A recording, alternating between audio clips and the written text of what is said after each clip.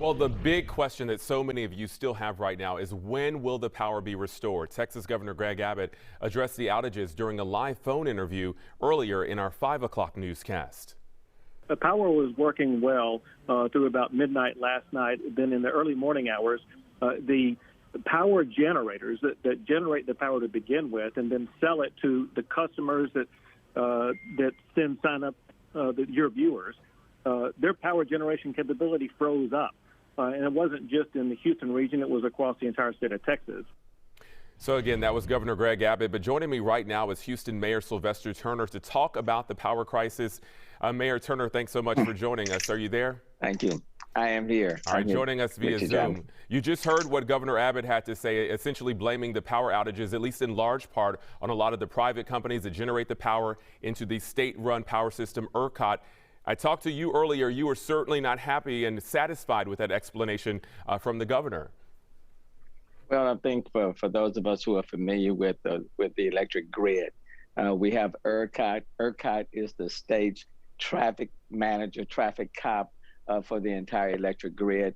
All of your power generators, these private companies, for example, all feed into that power grid. They provide the generation for the system. ERCOT will let them know what's needed, and then they supply it accordingly. And then they supply the power.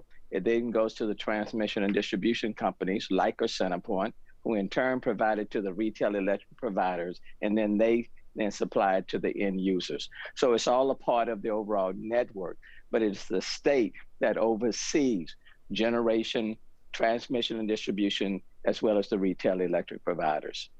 All right, Mayor, let's be honest. This is the coldest night that we have seen in decades here in Houston. Yes. We have tens of thousands, possibly 1 million people going to bed tonight. People are worried, they're frustrated, some possibly frightened. We knew this was coming. We knew that this weather was coming. Why were we not better prepared? I'm not necessarily talking just about the city, but the state as a whole. Well, that's the question. That's the question that has to be addressed and answered. May not be able to do it right now. But in the next few weeks, few months to come, certainly the legislature should take a look at it. The state needs to take a look at it. And when you go back to 2008, for those who can remember Hurricane Ike, there was a lot of conversation then about hardening the system and addressing the capacity. So that was in 2008. We knew a week or so before this winter storm came, that there was going to be a tremendous demand on the overall system.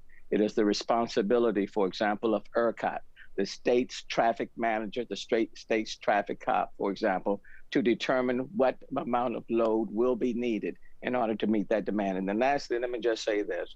They've faced severe weather systems, for example, on the East Coast up north. So it's not anything different. It's quite foreseeable. And it's unfortunate that tonight, as people prepare to go to bed, 1.2 million customers in the CenterPoint service area are going to be without power. So it's cold on the outside, but for many families, it will be cold in their homes. It's unfortunate, but we have to work together to get through it.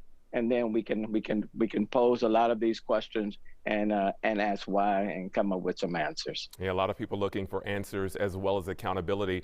Mayor Turner, thank you so much. We appreciate you. Please update us if you hear anything else. Thanks.